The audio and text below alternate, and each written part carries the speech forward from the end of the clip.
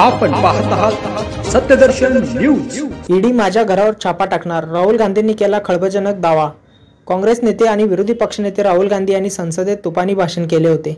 यावेळी त्यांनी भाजपावर जोरदार निशाणा साधत पंतप्रधान नरेंद्र मोदी, केंद्रीय गृहमंत्री अमित शाह यांच्यावर निशाणा साधला होता।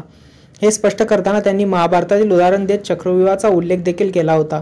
दरम्यान यावरून आता राजकारण चांगलेच पेटताना दिसतंय, कारण आपले संसदेतील चक्रव्यूह भाषण दोघांपैकी एकाला आवडले नाही।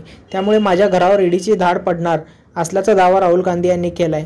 ईडी माझ्या घरावर छापा टाकणार असल्याचा दावा त्यांनी केलाय। राहुल गांधी यांनी सोशल मीडियाच्या एक्स प्लॅटफॉर्मवर या संदर्भात एक ट्विट केले आहे। त्यामुळे देशाच्या राजकारणात खळबळ उडाली आहे।